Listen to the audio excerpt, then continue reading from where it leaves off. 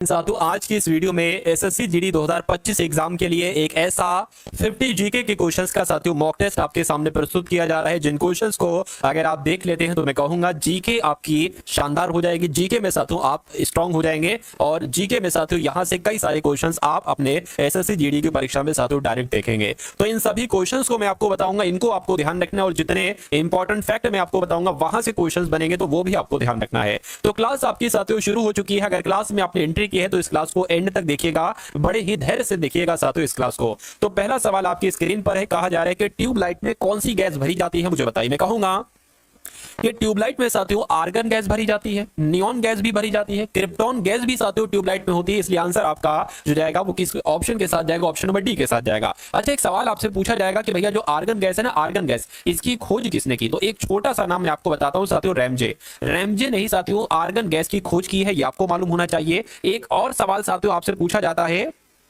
आपसे पूछा जाएगा कि जो वायुमंडल में साथियों सबसे अधिक मात्रा में जो एक अक्रिय गैस होती है तो वो कौन सी होती है? वो आर्गन गैस ही होती है। तो ये तीन इंपॉर्टेंट फैक्ट आप लोग यहां पर ध्यान रखेंगे। उसके बाद देखिए अगला सवाल है, आपकी स्क्रीन पर पूछा जा रहा है कि अखिल भारतीय किसान सभा के संस्थापक साथियों संस्थापक और अध्यक्ष कौन थे? तो आपका राइट आंसर सहजानंद सरस्वती के साथ जाएगा, क्योंकि अखिल भारतीय किसान सभा के संस्थापक अध्यक्ष कौन थे? सहजानंद सरस्वती थे। अब उसके बाद देखिए अगला सवाल है, कह रहे कि वर्ष 2011 की जनगणना में सबसे कम जनसंख्या घनत्व किस राज्य का था? तो मैं कहूंगा अरुणाचल प्रदेश का सबसे कम जनसंख्या घनत्व था। अगर आपसे साथियों पूछा जाए दशकीय जनगणना की, क्या अगर आपसे यह पूछ लिया जाए कि दशकीय, ठीक है ना, क्या आपसे पूछ लिया जाए साथियों, अगर आपसे पूछ लिया जाए कि दशकीय जनगणना की शुरुआत किस देश से हुई? तो मैं कहूंगा दशकीय जनगणना की शुरुआत जो हुई थी साथियों वो अमेरिका देश से हुई थी। उसके अलावा अगर आपसे पूछा जाए कि जनगणना, भारत में जनगणना की जो शुरुआत हुई वो किस गवर्नर जनरल के कार्यकाल से हुई साथियों? तो लॉर्ड मेयो के कार्यकाल से हुई, ये भी आपको मालूम होना चाहिए, ठीक है ना। चलिए अब उसके बाद देख लीजिए नेक्स्ट नंबर का सवाल है आपके स्क्रीन पर। कहा जा रहा है कि उत्तर प्रदेश में विख्यात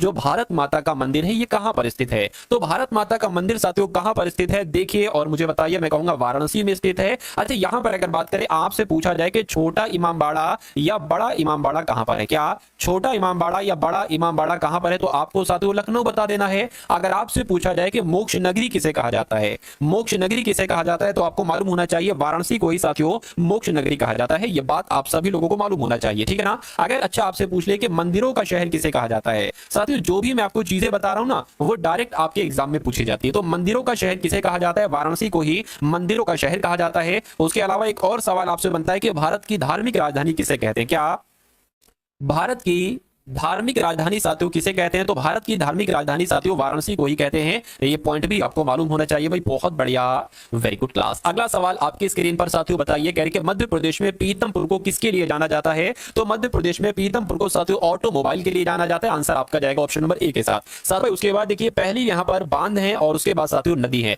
आपको बताने की इनमें से कौन सुमेलित नहीं है साथियों, देखकर मुझे बताइए आंसर आपका क्या होगा। देखिए जो गंडक बांध परियोजना है ये तो गंडक नदी पर है। जो उकाई बांध परियोजना है साथियों क्या ये ताप्ती नदी पर? मैं कहूंगा हाँ ताप्ती नदी पर है, ठीक है ना। लेकिन काकरापार बांध परियोजना की जब हम बात करते हैं तो ये साथियों ये भी ताप्ती नदी पर है, ये साबरमती नदी पर नहीं है, ये ताप्ती नदी पर है। उसके अलावा सरदार सरोवर बांध परियोजना ये नर्मदा नदी पर है। तो मैं कहूंगा कौन सा सुमेलित नहीं है? ऑप्शन नंबर सी वाला सुमेलित नहीं है। अब सुमेलित नहीं है तो यही आपका बिल्कुल करेक्ट आंसर हो जाएगा। चलिए अब उसके बाद देख लीजिए साथियों नेक्स्ट नंबर का सवाल है, कह रहे कि हिंदू धर्म ग्रंथों का अध्ययन करने वाला प्रथम मुस्लिम कौन था? तो यहां पर आपका राइट आंसर जो जाएगा वो दारा शिकोह के साथ जाएगा, कि हिंदू धर्म ग्रंथों का अध्ययन करने वाला पहला मुस्लिम साथियों कौन था? तो दारा शिकोह था। अच्छा, यहां पर अगर बात करें आपको मालूम होगा कि ताजमहल का निर्माण साथियों, ताजमहल का निर्माण शाहजहां के द्वारा करवाया गया, ठीक है ना। लेकिन सवाल आपसे यह पूछा जाता है कि ताजमहल की रूपरेखा को किसने तैयार किया? क्या अगर आपसे पूछा जाए ताजमहल की रूपरेखा को किसने तैयार किया? तो उस्ताद ईसा जी ने, क्या उस्ताद ईसा जी के द्वारा ताजमहल की रूपरेखा को तैयार किया गया।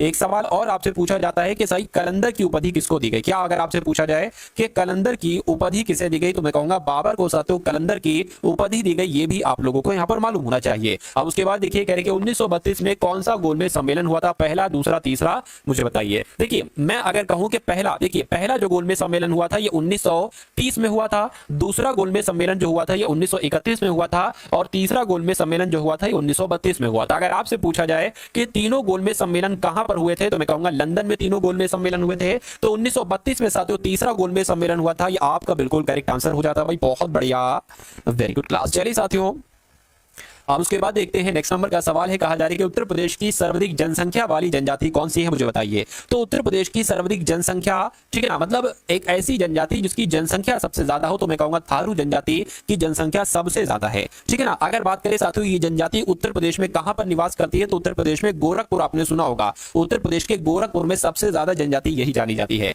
और अगर आपसे साथियों पूछा जाए कि दिवाली को शौक के रूप में, क्या दिवाली को शौक के रूप में कौन सी जनजाति मनाती है, तो वो जनजाति थारू जनजाति है, ये भी आप लोग ध्यान रखेंगे। उसके बाद देखिए सिकंदर के हमले के समय उत्तर भारत पर किस राजवंश का शासन था, मुझे बताइए। तो मैं कहूंगा साथियों नंद वंश का शासन था, ये आप लोग ध्यान रखेंगे। अगर बात करते हैं साथियों नंद वंश के संस्थापक कौन थे, तो महापद्म नंद थे। क्या कौन थे साथियों, महापद्म नंद ही नंद वंश के शासक थे, आप सभी लोगों को यहाँ पर मालूम होना चाहिए। चलिए भाई, उसके बाद देखिए अगला सवाल है कि देश है और उसके बाद उसकी राजधानी क्या है साथियों, देश है और उसके बाद उसकी राजधानियां हैं। तो मैं कहूंगा जॉर्जिया की राजधानी क्या साथियों, टेबिलिसी है, मैं कहूंगा बिल्कुल सही। जॉर्जिया की राजधानी जो है ना ये टेबिलिसी है। दक्षिण कोरिया की राजधानी सियोल है, मैं कहूंगा बिल्कुल सही। नाइजीरिया की राजधानी क्या अबूजा है, मैं कहूंगा बिल्कुल सही। बहरीन की राजधानी की अगर बात करें तो मनीला नहीं है, क्योंकि बहरीन की राजधानी तो मनामा है। क्या साथियों, बहरीन की राजधानी क्या है, मनामा है। तो इस प्रकार आपका राइट आंसर जो जाएगा वो ऑप्शन नंबर डी के साथ जाएगा। उसके बाद देखिए एलोरा की गुफाएं महाराष्ट्र में कहां पर स्थित हैं साथियों, मुझे बताइए। देखिए पहला पॉइंट तो आपको ये मालूम होना चाहिए कि जो एलोरा की गुफाएं है ना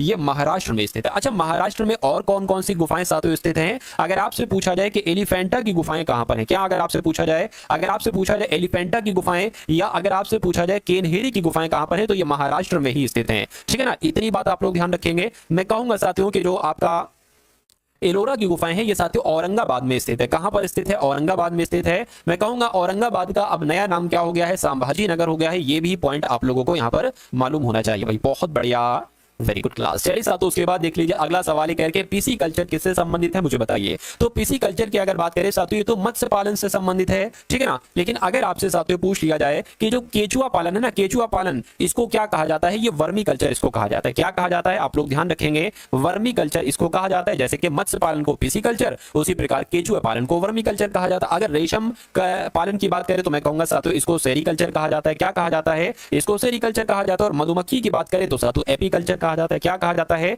एपीकल्चर कहा जाता है। तो इतनी चीजें साथियों यहां पर आप लोगों को मालूम होना चाहिए। उसके बाद देखिए अगले नंबर का सवाल है साथियों, देखिए सब कुछ आपको पढ़ाऊंगा, यानी कि कोई भी ऐसा क्वेश्चन मैं नहीं छोड़ूंगा जो आपके एग्जाम में आए और आपको मालूम ना हो। तो आसान से लेकर कठिन से कठिन जो जो एग्जाम में आपके पूछा जाता है सब कुछ साथियों हम लोग पढ़ेंगे। बस आपको बहुत अच्छे तरीके से जो भी मैं आपको पढ़ाऊंगा साथियों बहुत अच्छे तरीके से आपको क्लासेस को देखते रहना है। बहुत धमाकेदार आपका साथियों सिलेक्शन होगा। चलिए तो निम्नलिखित में से कौन सा सुमेलित नहीं है, मुझे बताइए। चलिए देखिए प्लासी का युद्ध सिराजुद्दौला ने लड़ा था, मैं कहूंगा बिल्कुल सही। अगर बात करते हैं साथियों जो आपका पानीपत का तृतीय युद्ध अहमद शाह अब्दाली के द्वारा लड़ा गया था, मैं कहूंगा ये भी बिल्कुल सही है, ठीक है ना। चौसा का युद्ध क्या हुमायूं के द्वारा लड़ा गया था, मैं कहूंगा बिल्कुल सही है। घाघरा की युद्ध की जब हम बात करते हैं तो साथियों क्या अकबर, ठीक है ना।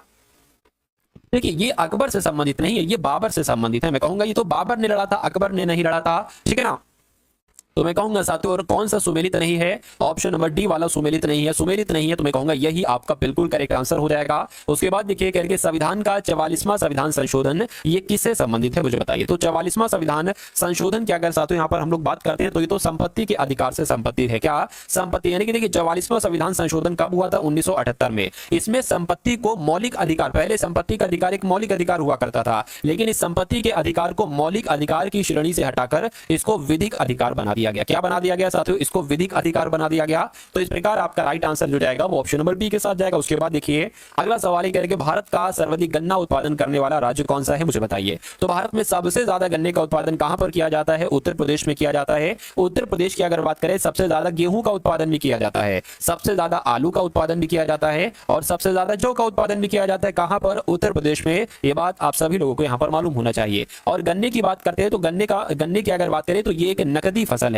आपसे पूछा जाएगा कौन सी नकदी फसल है, अगर ऑप्शन में गन्ना हो तो गन्ना आपको साथियों लगा देना है। चलिए भाई अब उसके बाद देख लेते हैं नेक्स्ट नंबर का सवाल करके हिंद स्वराज पुस्तक महात्मा गांधी जी के द्वारा किस भाषा में लिखी गई थी साथियों, मुझे बताइए। तो ये तो गुजराती भाषा में लिखी गई। पहला पॉइंट तो यही बहुत इंपॉर्टेंट है कि हिंद स्वराज नामक पुस्तक किसके द्वारा लिखी गई थी, तो साथियों महात्मा गांधी जी के द्वारा लिखी गई थी, ठीक है ना। और किस भाषा में, तो गुजरात के ये थे, गुजरात के पोरबंदर में इनका जन्म हुआ था, तो गुजरात में इन्होंने लिखी, तो गुजराती में इन्होंने लिखी थी। चलिए अब उसके बाद देख लीजिए साथियों नेक्स्ट नंबर का सवाल है, कहा जा रहा है आपसे कि कहा जा रहा है कि निम्नलिखित में से कौन उत्तर प्रदेश का एक लोक नृत्य है। तो उत्तर प्रदेश का, देखिए यहां पर अगर बात करें उत्तर प्रदेश का इनमें से कौन सा लोक नृत्य, तो नौटंकी उत्तर प्रदेश में तो किया जाता है, रासलीला भी, कजरी भी, यानी कि आंसर आपका जो जाएगा वो किस ऑप्शन के साथ जाएगा, वो ऑप्शन नंबर बी के साथ जाएगा। उसके बाद देखिए दिल्ली के किस सुल्तान ने जजिया कर हटाया था, मुझे बताइए।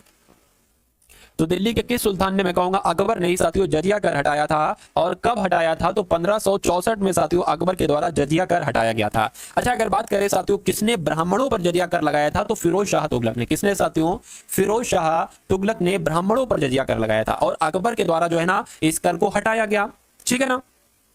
और उसके बाद साथियों क्या होता है, मैं कहूंगा साथियों औरंगजेब के द्वारा दोबारा, यानी कि एक चेन चली साथियों, पहले लगाया गया फिर हटाया गया, फिर ऐसे करके एक चेन चली थी। खैर अगले नंबर का सवाल देखते हैं। नेक्स्ट नंबर का है करके हिमांशु शर्मा का संबंध साथियों किस खेल से है, मुझे बताइए। तो हिमांशु शर्मा का संबंध की अगर बात करें तो इनका तो मुक्केबाजी से इनका संबंध है। आंसर आपका जाएगा ऑप्शन नंबर डी के साथ। चलिए, कह रहे कि राजीव गांधी खेल रत्न पुरस्कार पाने वाले पहले व्यक्ति कौन थे। साथियों अगर आपने अभी तक इस वीडियो को लाइक नहीं किया तो मैं आप सभी लोगों से रिक्वेस्ट करूंगा कि वीडियो को आप लोग लाइक कर दीजिए। अगर आप चैनल पर साथियों नए हैं तो चैनल को तुरंत सब्सक्राइब करके बेल आइकन पर आप लोग यहां पर क्लिक कर लेंगे। चलिए, तो अब यहां पर अगर बात करें राजीव गांधी खेल रत्न पुरस्कार पाने वाले पहले व्यक्ति विश्वनाथ आनंद थे, जिनका भी आंसर यहां पर ऑप्शन नंबर बी के साथ है, मैं कहूंगा बिल्कुल करेक्ट है। राजीव गांधी खेल रत्न पुरस्कार की शुरुआत कब हुई थी साथियों, 1991 में हुई थी, ठीक है ना। चलिए, और अब अगर बात करें राजीव गांधी खेल रत्न पुरस्कार, ये नाम अब बदल चुका है, मेजर ध्यानचंद खेल रत्न पुरस्कार हो गया। क्या इसका नाम हो गया है, मेजर ध्यानचंद, क्या साथियों, मेजर ध्यानचंद खेल रत्न पुरस्कार, इस पुरस्कार का अब नाम हो चुका है। उसके बाद देखिए यूनिसेफ का साथियों मुख्यालय कहां पर है, मुझे बताइए। चलिए, देखिए यूनिसेफ की अगर बात करते हैं तो इसको हम लोग संयुक्त राष्ट्र बाल कोष भी कह सकते हैं, यानी कि यूनाइटेड नेशन चिल्ड्रन फंड भी कह सकते हैं। बात करते हैं अगर इसकी स्थापना की तो इसकी स्थापना 11 दिसंबर 1946 को साथियों इसकी स्थापना हुई थी, ठीक है ना, यानी कि दूसरे विश्व युद्ध के बाद इसकी स्थापना की गई थी। ये यूनिसेफ की अगर बात करें इसका संकल्प क्या है, इसका काम क्या है, तो जो युद्ध जो होता है ना, जब जब युद्ध होता है उसमें जो राष्ट्र के बच्चे वगैरह होते हैं उनको नुकसान पहुंचता है या जो भी खाने पीने की दिक्कत उनको होती है तो उनको खाना पीना दिया जाता है, जो उनको स्वस्थ सेवाएं उपलब्ध कराई जाती हैं, वो ये काम करता है यूनिसेफ, ठीक है ना। तो मैं कहूंगा इसका मुख्यालय तो न्यूयॉर्क में स्थित है। आंसर आपका जो जाएगा वो ऑप्शन नंबर ए के साथ जाएगा। अगला सवाल करके रिजर्व बैंक ऑफ इंडिया की स्थापना कब की गई, मुझे बताइए। तो रिजर्व बैंक ऑफ इंडिया की स्थापना साथियों 1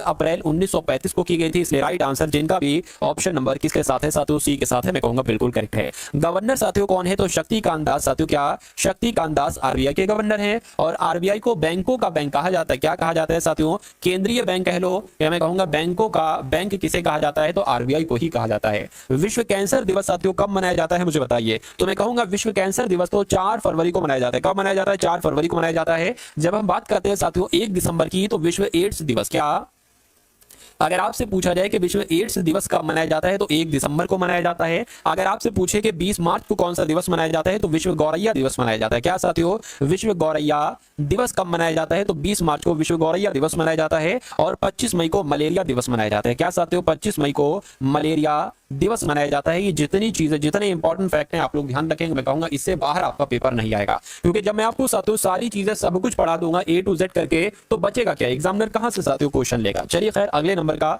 सवाल है करके पीली क्रांति किससे संबंधित है, मुझे बताइए। चलिए,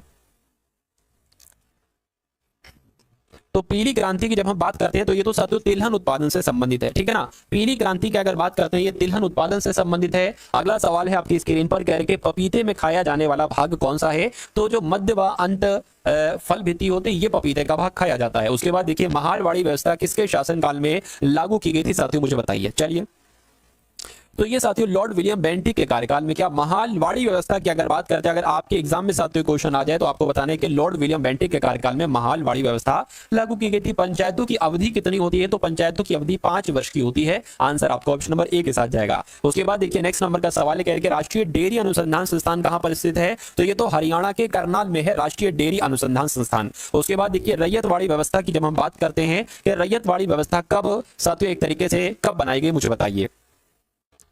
चलिए, फटाफट साथियों जिन लोगों ने भी इस वीडियो को अभी तक शेयर नहीं किया तो रिक्वेस्ट करूंगा वीडियो को एक बार आप सभी लोग यहां पर शेयर भी कर देंगे, ठीक है ना। एक बार वीडियो को शेयर भी आप लोग कर देंगे तो साथियों 1792 आपका यहां पर बिल्कुल करेक्ट आंसर हो जाता है। और जिनका आंसर यहां पर ऑप्शन नंबर बी है बिल्कुल करेक्ट है। उसके बाद देखिए गेहूं की रोटी इनमें से किस कारण फूलती है, मुझे बताइए। तो अगर आपसे सवाल पूछा जाए तो ईस्ट की वजह से जो है ना गेहूं की रोटी साथियों फूलती है। उसके बाद देखिए पहली पंचवर्षीय योजना की जब हम बात करते हैं कब से कब तक, तो 1951 से लेकर 1956 तक साथियों इसका कार्यकाल था। किसका? प्रथम पंचवर्षीय योजना का कार्यकाल था। उसके बाद देखिए नेक्स्ट नंबर का साथियों सवाल है आपके स्क्रीन पर।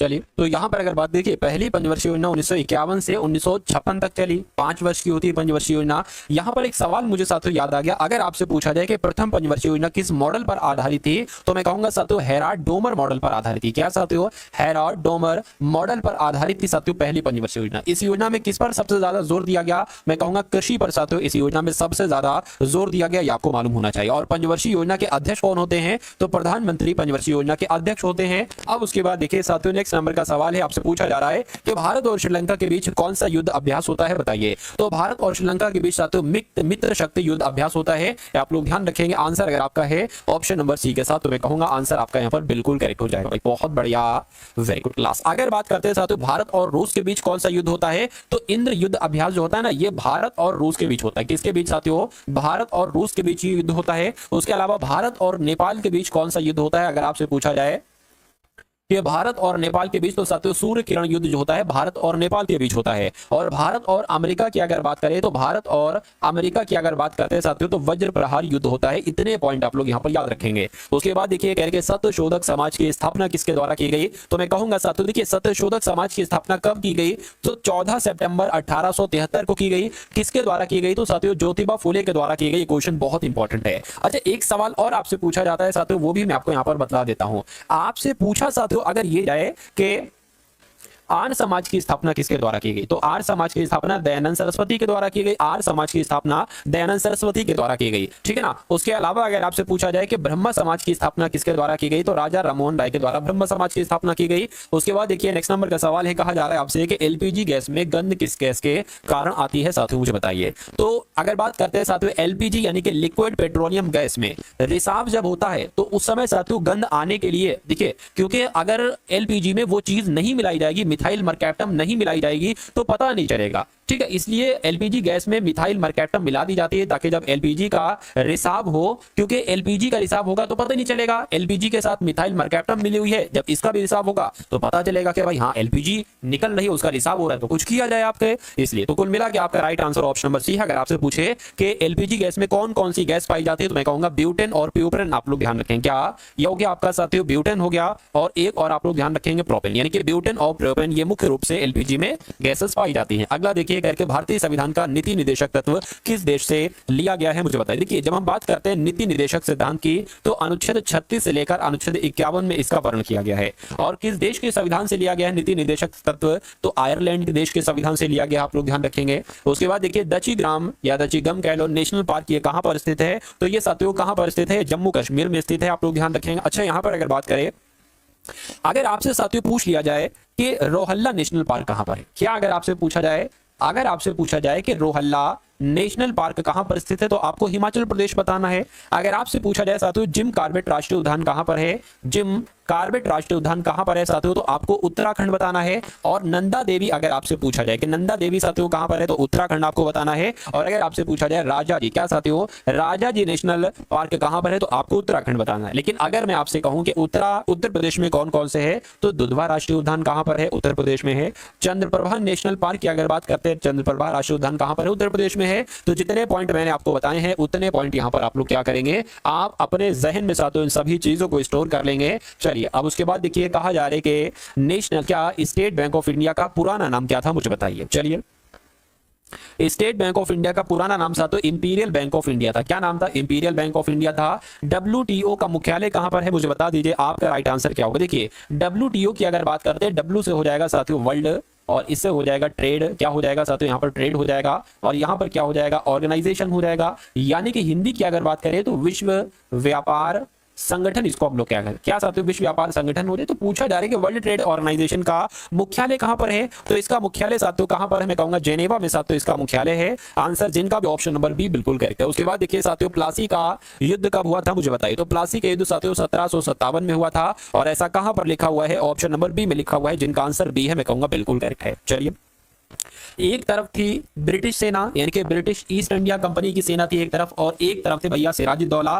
तो सिराजुद्दौला की इसमें हार हो गई थी, 1757 का जो प्लासी का युद्ध हुआ था, और अंग्रेजों की एक तरीके से जीत हो गई थी। चलिए उसके बाद देखिए अगला सवाल कह रहे हैं विश्व हिंदी दिवस साथियों कब मनाया जाता है, मुझे बताइए। तो विश्व हिंदी दिवस की अगर बात करें, अच्छा अगर आपसे ये पूछ लिया जाए कि पहला विश्व हिंदी दिवस कब मनाया गया, क्या पहला विश्व हिंदी सम्मेलन की अगर बात करें साथियों कब मनाया गया, तो 10 जनवरी 1975 को मनाया गया। 10 जनवरी 1975 को मनाया गया, ठीक है ना। तो मैं कहूंगा विश्व हिंदी दिवस इसलिए 10 जनवरी को ही मनाया जाने लगा, और आपका right answer option number B हो जाता है, ठीक है ना। चलिए